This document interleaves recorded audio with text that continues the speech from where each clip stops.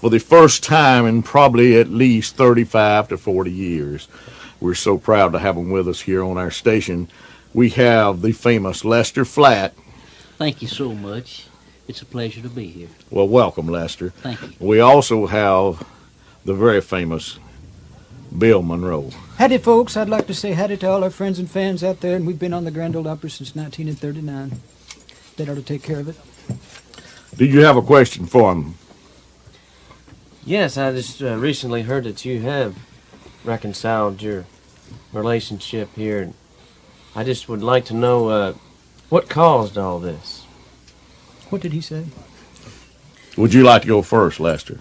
Well, I don't know. I think it goes back to the early days when we just wasn't getting the right billing with the Monroe Bluegrass boys, and I think we just parted ways because me and Earl wanted to go out on our own, you know. And, of course, the money wasn't the best in the world. I heard it was over women. Is that true, Bill? Women had a lot to do with it now.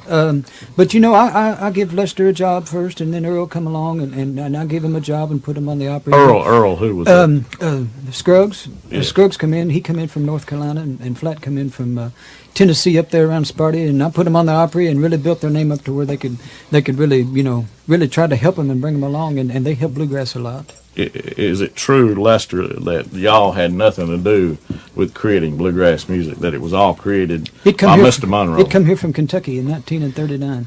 And Lester, you're from Sparta, right? That's Sparta, Tennessee. That's So right. that would mean you'd have nothing to do with creating bluegrass. I think I had a hand in it back then. I don't think Bill was the first mandolin player. I think Curly Seckler's about as good as Bill ever was on the mandolin. Seckler never played in the keys like B and B flat in his life. Well, he had to have it down there open where he could go like this with it. With this We hand, you always see. used a cheater back years ago. That's right. There was a lot of cheating that was going on back in there. Not half as much as it was in the Bluegrass boys. Man, Nashville Grass is fine, upstanding boys. Nashville Grass, you would have thought they could have picked a name that didn't have nothing to do with a bunch of horns. Well, you boys, I hope that we don't kind of pour a little gasoline on the fight here tonight, you know, and start another dispute between you guys, because you finally gotten together after 35 right. years, and That's we right. want to keep it as calm as we can. That's right. But I do understand that Mr. Monroe here, I say with a great deal of respect, probably did have a lot to do with creating bluegrass music. And had it not been for television, that they say that the Flatt and Scruggs show would have died a natural death. Well, at least we got chosen to be on the Beverly Hillbillies. Well, they said So that that was a tells bunch you- of politics. Well, I think it is new class when they seen it. What do you think, Mr. Monroe? I never did know nothing about no hillbillies. We wore white shirts and ties when we come here. We didn't want to be called no kind of a hillbilly. You wore regular ties That's right, and we brought that here when we come here in 1939. from Kentucky. That's right. Everybody up there would wear a white shirt and be a gentleman about it, and he would not be wearing just anything and letting people call him a hillbilly. And what else was the other guys wearing at the Opry? They would wear this kind of a plaid outfit and just like a farmer would wear or something like that, but we wanted to really put it up there like people would really want to see a show, you see. Y'all look like a bunch of farmers, best I can remember. I want you to listen there to in the that right there. cornfield. Now, you see there? Now, he's starting every bit of this. Now, he's coming in there with this stuff that just needs to be left right back on up there in Sparta where it comes from. Lance, do you have a question there? Well, I've always wondered, I've heard about this, Bill, that you wouldn't let Flatt and Scruggs in the dressing room at the Grand Ole Opry to tune up. Is that the truth? No, there was a lot of people that was really against that there, and it didn't matter to me because I didn't know what they was up to one way or the other, but there was other people that wanted to keep them out, you see, because they just didn't think that what they was doing would fit here at the Opry. I don't think y'all ever were in tune that I can remember. Who's that? The Bluegrass boys, I don't think it ever was in tune. Well, we taught you all how to tune, and then you took it with you, and then you stayed in tune for a few years, and then it got plumb away from you. Well, not to take anything away from you, Mr. Monroe, but I understand the first time that y'all were in real good tune together was when Kenny Baker came on your band. Oh, no, sir. No, sir. Now, that man right there, now, he was a drunk. He loved it, and he had to have it, boy. And he would just let it run his business, and sometimes he would want to fiddle, but most of the time he just wanted to drink, and I could not have a man like that. Are you against alcohol? I really stand against that right there. Now, I could have been a powerful drunk myself. I love the taste of whiskey. No telling how much, but I knew that I had a powerful job to do leading the Bluegrass Boys, and I couldn't be like that. What about you, Lester? Well, I had a fine fiddle player, Paul Warren, for so many years. You think he was better than Kenny Baker? Oh, he was much better. When you'd play that Katie Hill, it had been I played. remember it well. And I know, I understand this Kenny Baker carried Bill's sound for a long time. He was kind of a big asset to the band, and a lot of folks, I think, would go out and hear Bill just to hear Baker. No, sir. When Baker left and we finally had to let him go because he was drinking so bad, he was just tearing our show plumb down. He wasn't with us but 27 years.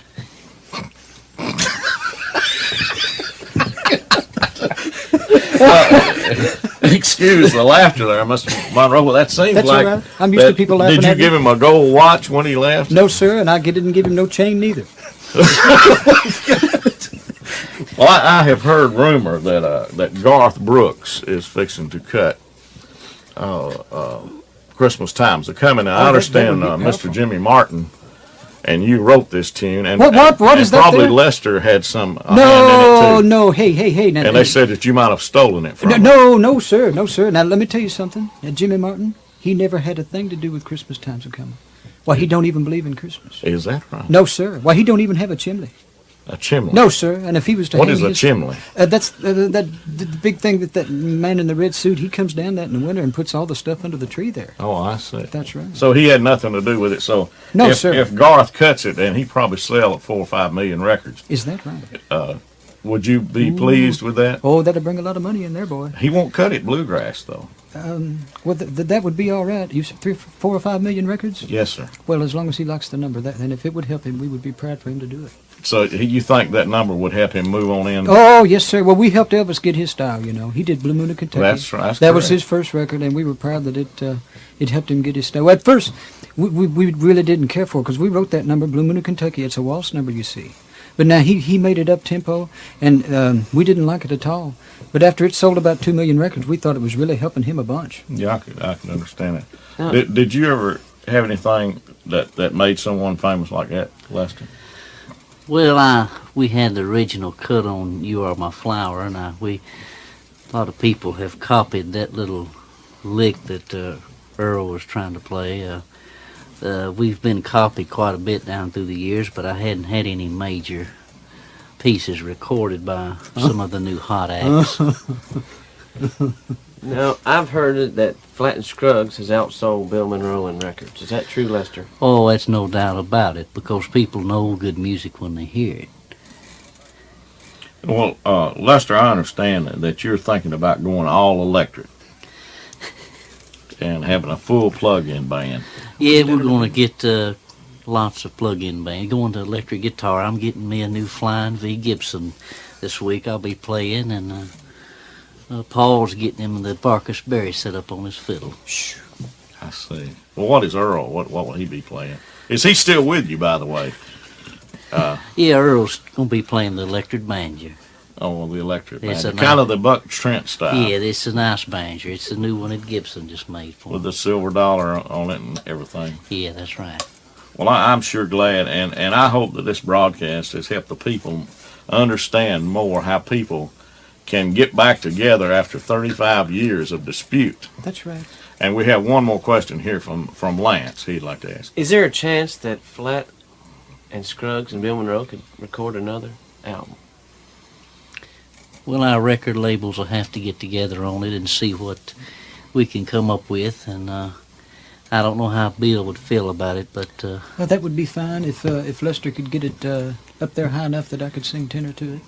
well, if you could get your tenor up there to pitch, it'd be nice, I'm not, Last time I'm not I- here to pitch. I'm here to play music. The last time I heard you, you kind of sound like an old cow out bawling, just a caterwauling sound. There's that word, bawling. Yes, sir. Oh, they love to talk about that right there, you know. Yes, sir. They had to bring that into it. It's hard to sing with anybody that ain't in tune, you know. But I guess you know how that is. Well, now, surely you gentlemen are not going to start fighting again here. Why, no, sir. Lester, Because- he don't want no part of me. See, Lance and No, I sir. are not young enough to be able to come back in 30 years and bring you guys back together again. That'd be about another 30. How old are you now, Mr. Monroe? I was born in 1911. You figured it. Okay, I've got it. 81. That's right. And how old are you? I'm 77 77. with a bullet. That don't surprise me a bit. Well, I think all the folks out in Radio Land will be glad to hear that you guys possibly might do an album together. And I they wouldn't probably hold my breath if I was you. they probably certainly enjoyed this interview that Lance and I have done with you. And I just hope that y'all can continued success and please, no fighting on the way out of the studio today. We'll try to really hold it together. What? Oh, hey! Hey, let's the shit out of you. That's too good. I've heard him say that 100 times. How old are you? Born in 1911. You know why I think that is? You figure it out. His sister said he lies about it.